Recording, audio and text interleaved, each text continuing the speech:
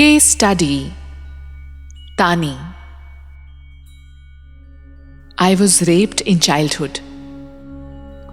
Rejection मिला, लोगों ने चीट किया बार बार, अकेलापन अंदर रहता है और मुझे केव्स अंधेरे से भी डर लगता है। मुझे डर लगता है प्यार करने से, प्यार रिसीव करने से भी। शादी का डर भी मुझे है। कांस्टेंट फील होता है मुझे कोई छोड़कर चला जाएगा। मैं हेल्पलेस फील करती हूँ। कॉन्फिडेंस भी लो है। कांस्टेंट डर है अबैंडनमेंट का। पर मुझे ये सब फील क्यों होता है? ये मेरे अंदर इतना इमोशनल टर्मोइल क्यों है? फीलिंग्स को सप्रेस करना, एक्सप्रेस ना करना, अपनी बात कहने में भी मुझे डर लगता है। तानी की आवाज से पता चल रहा था कि वो बहुत टूट चुकी है। वो इतनी डरी हुई आवाज थी जैसे उसे कुछ कहने में, एक्सप्रेस करने में भी डर लग रहा हो, बहुत एफर्ट्स लग रहे हों। तानी का सेशन ऑनलाइन हुआ। The session. मेरा नाम वियाना है।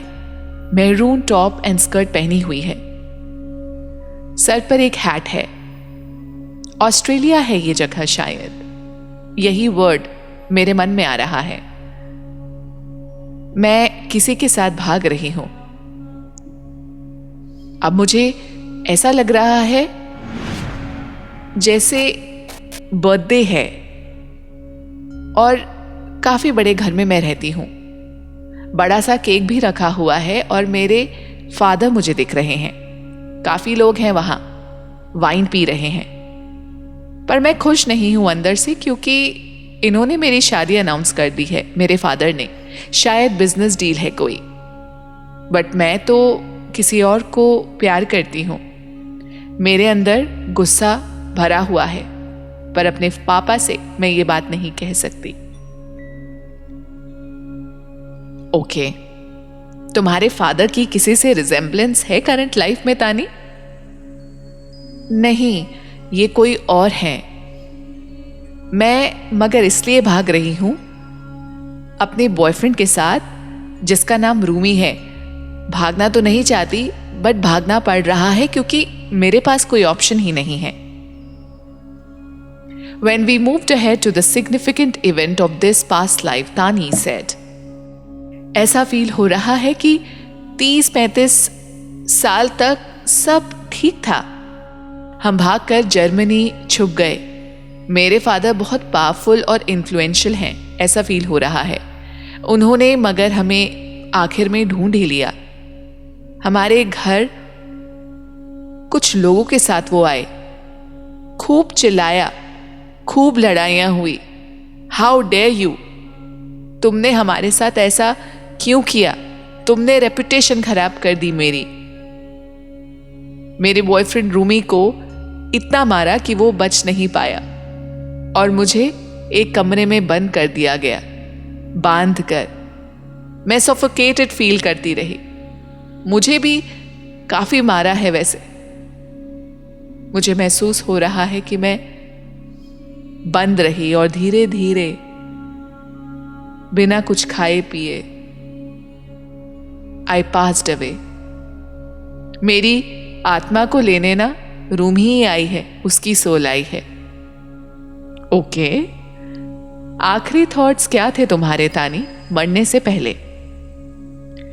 मुझे अमीर नहीं बनना कभी, मैं ये सोच रही हूं। गुस्से में तड़प रही है मेरी आत्मा। मेरी जिंदगी अच्छी थी, उन्होंने खत्म कर दी मेरे फादर ने, और अंधेरे में अकेला घायल मुझे छोड़ दिया। कितना डर लग रहा था मुझे। अपने बिजनेस के लिए अपनी बेटी की शादी करवा रहे थे फोर्सफुली।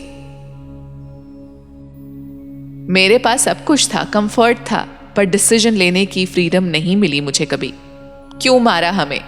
तानी स्टार्टेड क्राइंग। स्पिरिचुअल प्लेन में तानी को मैसेजेस मिले। तुमने ये लाइफ फॉरगिवनेस, माफ करना सीखने के लिए चूज करी थी। रूमी से ही अटैचमेंट था तुम्हें और सबको भूल चुकी थी तुम अपनी लाइफ में। रूमी के लिए घर पर रहकर भी तुम स्टैंड ले सकती थी। समझाया जा सकता था और सबसे इंपॉर्टेंट तुम्हारी जान भी बच सकती थी, रूमी की भी। हमेशा चुप रही तुम और बिना कुछ कहे भाग गई घर से। बहुत सा कर्ज तुमने दिया है गुस्से में, और यही कर्ज आज तुम्हें आगे बढ़ने से रोक देता है। कर्ज देने से हम एक वाव में सामने वाले को और साथ में अपने आप को भी बांध लेते हैं। ये लेसन्स तुम्हारे तब से पेंडिंग हैं जो तुम सीख रही हो। तुम्हारी सोल को फॉरगिव करने में मुश्किल होती है। अगर तुम फॉरगिव करना नहीं सीखोगी, आगे बढ़ना नहीं सीखोगी, रिवेंज दिल में रखोगी, तो तुम्हें भी कोई माफ नहीं कर पाएगा लाइफ में। जब तुम मांगोगी माफी तब भी। तुम्हारी सोल ने ये पैटर्न कट करना था जो हुआ नहीं, और तुम्हारी आत्मा ने डिफिकल्ट लेसन्स चूज किए अपने लिए। पकड़ कर मत रखो, फॉरगिव करने से खुद की सोल आजाद होती है। कर्मों के फल से कोई बच नहीं सकता। इस लाइफ से कैरी फॉरवर्ड जो भी हुआ है, तुम्हारा अटैचमेंट, तुम्हें फिर से उसे छोड़ना होगा, लेट गो करना होगा। सबको कंट्रोल करना चाहती हो, पर कंट्रोल हम नहीं कर सकते। फॉरगिव करना सीखना है, क्योंकि वही है जो कितने जन्मों से लर्न करना चाह रही हो तुम। तुम्हारी आत्मा, बदले की भावना से आजाद करो अपने आप को। कोई मुझे नहीं समझता वाली फीलिंग्स भी तुम्हारी पास लाइफ से आई है। अंधेरे का डर भी वहीं से आया है, क्योंकि तुम्हारी बात बिना सुने तुम्हें हिट किया गया था। सप्रेशन वाली फीलिंग्स भी वहीं से आई हैं। From this case study we learned किस तरह से माफ करना इंपॉर्टेंट है। इस दुनिया में कोई भी विक्टिम नहीं है, और सोल अपने लिए बेस्ट लेसन्स चूज करती है। उसको पता है कि उसको क्या सीखना है। हाँ, जब हम एफर्मेशंस यूज कर रहे थे तानी के लिए, तो उसे एक डार्क शेडो भी दिख रही थी जो उसका ऑरा टच करने की कोशिश कर रही थी। बट जैसे जैसे एफर्मेशन स्ट्रॉन्ग होते रहे, रिपीट करते रहे, वो एक प्रोटेक्शन बबल में अपने आप को विजुअलाइज करने लगी। उस एंटिटी को, डार्क शेडो को झटका लगा और वो एकदम से पीछे हट गई। ये चीजें होती हैं अगर हम अपने ऑरा पे काम करें, और ऑरा पे काम करने का मतलब है डेली मेडिटेशंस, प्रेयर्स, या जो भी आपकी स्पिरिचुअल जर्नी है उसको रेगुलरली प्रैक्टिस करना। एक्सट्रीम में नहीं, बैलेंस में।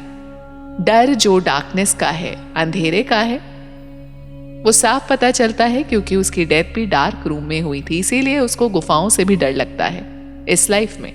अगर मैं तानी की रीसेंट लाइफ कंडीशन की बात करूं, तो तानी ने अपने आप को बहुत इम्प्रूव किया है। अभी भी उसको इमोशंस पे काम करना है, बट देखा जाए तो अब उसकी लाइफ कंडीशन बहुत अच्छी है। यही नहीं, उसको एक बहुत बड़ा रिवॉर्ड मिला है, अवार्ड मिला है, क्योंकि अब वो trauma, pain and rape victims की दिल से मदद करती है उनकी लाइफ बेटर बनाने में।